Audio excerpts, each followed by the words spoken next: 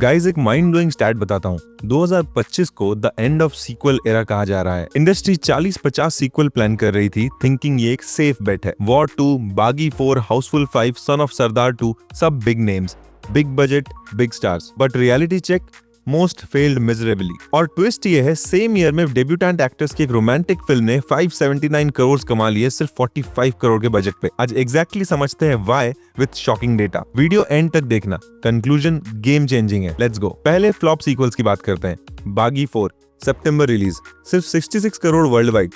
Critic ने 1-2 stars ही दिए हैं। विकिपीडिया पे लिटरली बॉक्स ऑफिस बॉम्ब लिखा हुआ है। सन ऑफ सरदार 2 130 करोड़ के बजट पे बनाई गई और कलेक्शन सिर्फ 65 करोड़। दैट्स 83 करोड़ का डायरेक्ट लॉस सब मिला के। ओरिजिनल 2012 में 161 करोड़ कमाए थे इस मूवी ने और सीक्वल ने 55% कम कमाया है। War 2, Hrithik Roshan junior NTR, expected 500 crore, रुक गई सिर्फ 300 करोड़ पे। ट्रेड एनालिसिस ओपनली बोल रहे हैं first flop of wire of spy universe. Housefull 5 जून में आई, 242 करोड़ पे बनी ये मूवी हाउसफुल 4 से भी 44 करोड़ कम कमाती है डिस्पाइट अ बिगर ओपनिंग। पर सेम ईयर में देखो क्या हुआ। सैयारा, 2 कंप्लीट डेब्यूटेंट्स अहान पांडे और अनीत पड्डा, बजट सिर्फ 45 crore, collection 579 crore world wide. First Hindi romantic film जिसने 300 करोड़ नेट क्रॉस किया हो। Highest grossing Indian romantic film of all time बन गई। No stars, just solid love story, soulful music और जेन्युइन केमिस्ट्री। छावा, विकी कौशल की हिस्टोरिकल फिल्म, 130 करोड़ के बजट पे इस मूवी ने 800+ करोड़ वर्ल्ड वाइड कमाया है।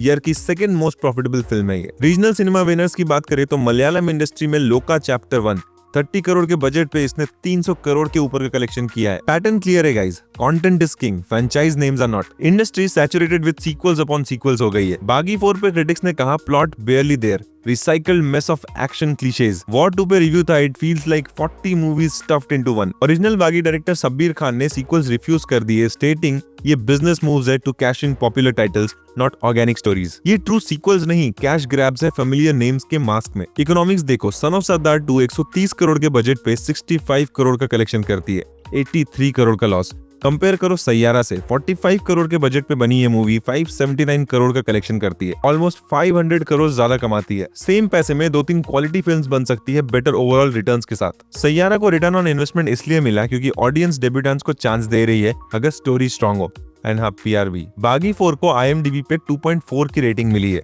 रिव्यूज कहते हैं assault on audiences intelligence, plain bad cinema. Audience अब कॉम्प्रोमाइज नहीं कर रही है। जेनजी और मिलेनियल्स डिमांड कर रहे हैं original stories over recycled formulas, authentic emotions over manufactured drama, substance over star power. Guys अब मैं तुम्हें एक माइंड ब्लोइंग ट्रुथ बताता हूं जो ट्रेड रिपोर्ट्स में छुपा हुआ है। इंडस्ट्री एक्सपर्ट्स ने इसको ऑफिशियली नाम दिया है कमोडिफिकेशन ऑफ नॉस्टैल्जिया।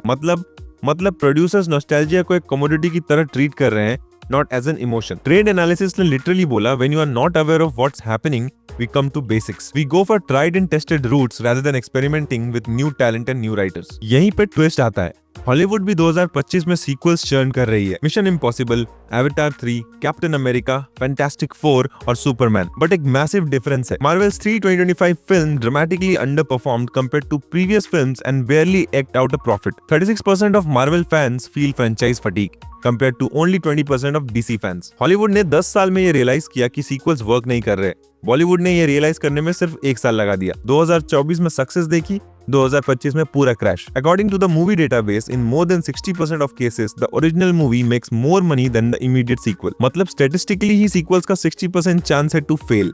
फिर भी प्रोड्यूसर्स गैम्बल क्यों ले रहे हैं? Trade analyst Girish Johar literally admitted producers are sceptical about what's working and what's not, so a sequel is the best and safest route. तो सेफ बेट किसने कहा? डेटा तो ऑपोजिट कह रहा है। Industry Insiders openly admit this trend mirrors the Hollywood model, but Hollywood ने 11 साल में केयरफुली प्लान किया। मार्वल का infinity saga, structured, interconnected, patient approach. और बॉलीवुड क्या कर रहा?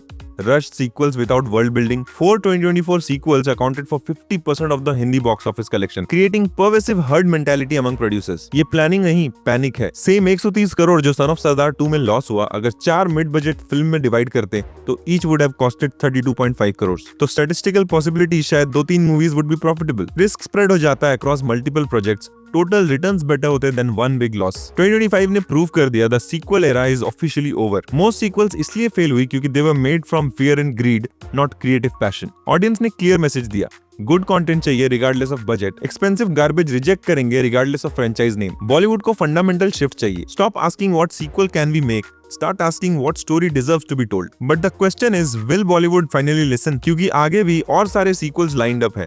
मस्ती 4 ends with a promise of मस्ती 5। एनिमल पार्क तो ऑलरेडी शूट के लिए रेडी है। वायर ऑफ स्पाई यूनिवर्स का क्या होगा? तुम किस टीम में हो, सीक्वल्स या ओरिजिनल कंटेंट के? कौन सी 2025 की फिल्म ने तुम्हें मोस्ट डिसअपॉइंट किया?